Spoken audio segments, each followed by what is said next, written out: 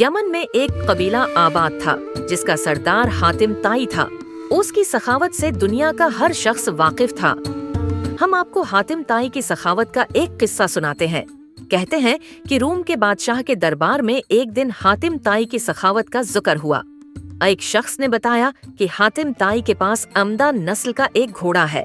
وہ اتنا خوبصورت ہے کہ جو بھی دیکھتا ہے اس کی تعریف کیے بغیر نہیں رہتا۔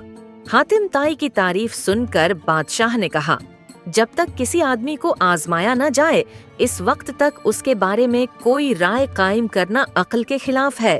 بادشاہ نے وزیر سے کہا کہ تم جاؤ اور حاتم طائی کی سخاوت کے بارے میں ہمیں معلومات فراہم کرو اور اس سے کوئی ایسی چیز طلب کرو جو اس کے لیے سب سے زیادہ عزیز اور سب سے زیادہ قیمتی ہو۔ ایک درباری بولا، آپ اس سے اس کا تیز رفتار گھوڑا طلب کریں۔ بادشاہ کو درباری کی یہ بات پسند آئی۔ اس نے وزیر سے کہا کہ تم حاتم طائی کے پاس جاؤ اور اس سے اس کا گھوڑا مانگو۔ اگر وہ گھوڑے دے دیتا ہے تو حاتم طائی یقینا سخی ہے۔ وزیر اور بادشاہ کے درباری سفر کرتے ہوئے رات کے وقت حاتم طائی کے گھر پہنچے۔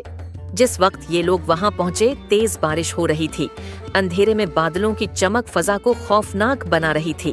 ایسے خراب موسم میں گھر سے نکلنا اور مہمانوں کے کھانے کا انتظام کرنا بڑا مشکل کام تھا، لیکن حاتم طائی نے مہمان نوازی کا حق ادا کیا اور مہمانوں کی تواضع اور آرام و آسائش کا پورا انتظام کیا۔ دسترخوان پر لذیذ گوشت کھا کر مہمان خوش ہو گئے اور سفر کی تھکان اتارنے کے لیے آرام سے گہری نیند سو گئے۔ صبح کے وقت بارش رک چکی تھی اور موسم صاف تھا اور ٹھنڈی ہوا چل رہی تھی۔ ناشتے کے دوران وزیر نے مہمان نوازی کا شکریہ ادا کیا اور کہا کہ ہمارے بادشاہ کے سامنے آپ کے گھوڑے کی بہت تعریف کی گئی ہے۔ بادشاہ چاہتا ہے کہ آپ ہمارے ساتھ رہیں، اپنا گھوڑا ان کی خدمت میں نظر کر دیں۔ وزیر کی بات سن کر حاتم طائی افسوس کے ساتھ افسردہ لہجہ میں بولا کہ اگر آپ گھوڑا لینے آئے تھے تو یہ بات آتے ہی مجھے بتا دینی چاہیے تھی، لیکن اب میں مجبور ہوں اس لیے کہ میرا پیارا گھوڑا اس دنیا میں نہیں ہے۔ پوری رات طوفانی بارش برستی رہی۔ میرے لیے ممکن نہیں تھا کہ اتنے سارے لوگوں کے کھانے کا انتظام کر سکوں۔ یہ بھی ممکن نہ تھا کہ گاؤں سے ضیافت کے لیے کوئی جانور منگوا سکتا، لہٰذا میں نے گھوڑے کو ہی ذبح کر دیا اور اس کا بھنا ہوا گوشت دسترخوان کی زینت بن گیا۔